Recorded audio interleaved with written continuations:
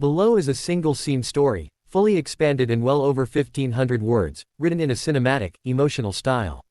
The entire story takes place in one continuous moment, no scene breaks, no dialogue formatting, just one powerful unfolding scene. The denial did not arrive loudly. It came quietly, in the way humiliation often does, wrapped in politeness, disguised as procedure, delivered with a smile that never reached the eyes. The airport gate was alive with motion, a river of rolling luggage and impatient footsteps, yet in that moment everything seemed to slow as the boarding agent's hand hovered over the scanner and then stopped. The woman standing before the counter had already extended her boarding pass, her posture calm, her expression composed, the kind of stillness that comes from years of learning not to react too quickly. She wore a tailored navy coat, simple gold earrings, and carried herself with a confidence that did not seek attention. First-class boarding had just been announced, and she had stepped forward with the rest of the small group, blending in without effort. But something in the agent's eyes shifted the instant the name appeared on the screen. There was a pause, too long to be accidental. The agent's fingers tapped the keyboard once, twice, then stopped again. Around them, passengers continued moving, boarding passes beeping cheerfully as others were waved through. The woman waited, patient, accustomed to delays, accustomed to systems that moved slowly when they wanted to. The agent finally looked up, her smile tightened, and she gestured slightly to the side, indicating that the woman should wait. No explanation was offered, no apology, just a subtle redirection, as if this were the most natural thing in the world. Minutes passed. The first-class line thinned. A man in a wrinkled blazer was waved through without hesitation. Another passenger laughed with the agent, exchanging small talk, then disappeared down the jet bridge. The woman remained standing to the side, her boarding pass still in her hand, the unspoken question hanging in the air. She glanced at the screen behind the counter, which still read first-class boarding in bold letters. She checked her pass again, not because she doubted it, but because she had learned that sometimes people needed proof repeated twice before they believed it. Finally, she stepped forward again, gently placing the boarding pass on the counter. The agent's eyes flicked down and back up, and this time the smile vanished completely. The agent said something brief, something rehearsed, something about a seat reassignment, and a system issue, her tone clipped and final. The woman listened without interrupting, her face unreadable. Around them, a few nearby passengers slowed, sensing tension the way animals sense a change in weather. A man behind her frowned. A woman clutched her purse a little tighter. The agent slid the boarding pass back across the counter, not meeting the woman's eyes. The implication was clear: step aside, you do not belong here. The woman did not raise her voice. She did not argue. She simply stood there, absorbing the weight of the moment, the familiar sting of being quietly told no, of being reminded that credentials and tickets and achievements sometimes mattered less than perception. She could feel the heat rising in her chest, not anger exactly, but something heavier, the exhaustion of having seen this before. She stepped aside once more, this time fully out of the boarding lane, and watched as the final first-class passengers were waved through. The gate area grew quieter as the general boarding groups were announced. People glanced at her, some with curiosity, some with discomfort, some with indifference. She felt invisible and hyper-visible all at once, standing there with a first-class ticket that suddenly seemed theoretical.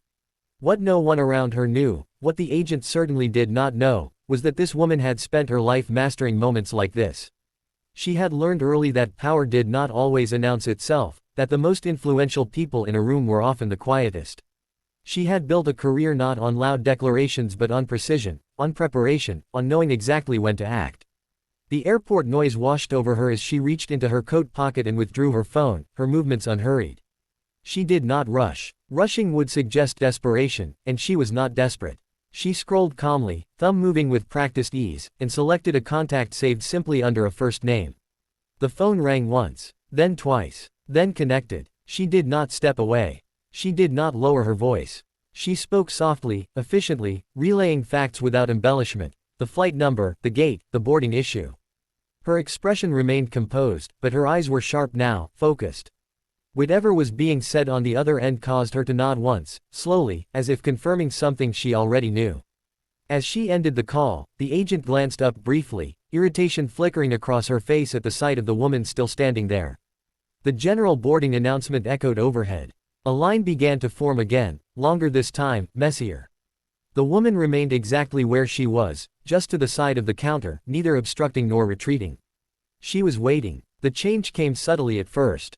A supervisor approached the gate, her stride brisk, her expression serious. She leaned in toward the agent, speaking quietly but firmly, her eyes flicking between the screen and the woman standing nearby. The agent's posture stiffened. Her fingers hovered over the keyboard again, this time moving faster, more urgently. The supervisor straightened and turned fully toward the woman, her face now carefully neutral, professional. The surrounding passengers sensed a shift. Conversations paused. A few people leaned slightly closer, pretending to adjust bags or check phones while listening. The woman met the supervisor's gaze evenly, offering no smile, no challenge, just presence. The supervisor gestured toward the counter, indicating that the woman should step forward.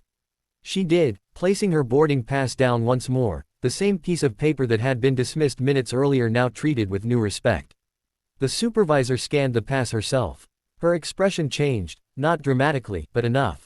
A subtle tightening around the eyes, a brief inhale. She glanced at the agent, then back at the woman. Something unspoken passed between them, a recalibration of assumptions.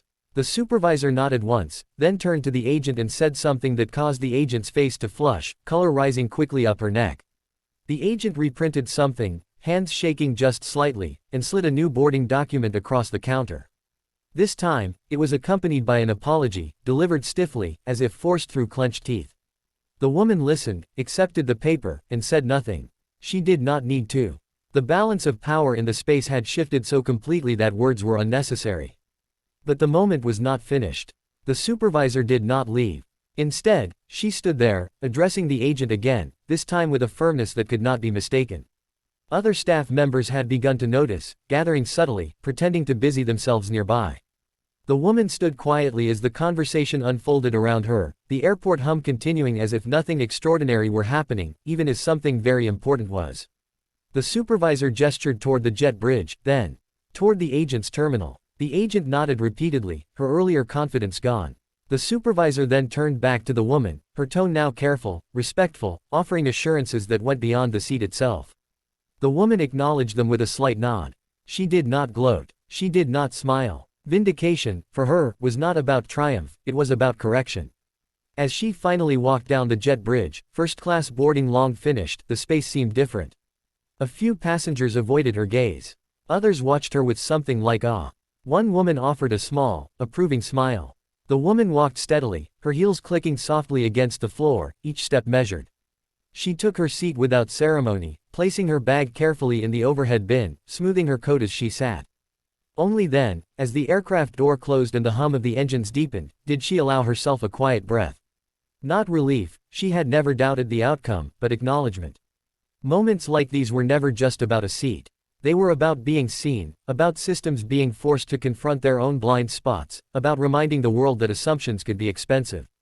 The plane taxied forward, and outside the window the airport lights blurred into lines of gold. The woman looked out, her reflection faintly visible in the glass, and allowed herself the smallest smile, not for what had been taken back, but for what had been demonstrated. Power did not need to announce itself. Sometimes, it simply waited, made one call, and let the world adjust accordingly.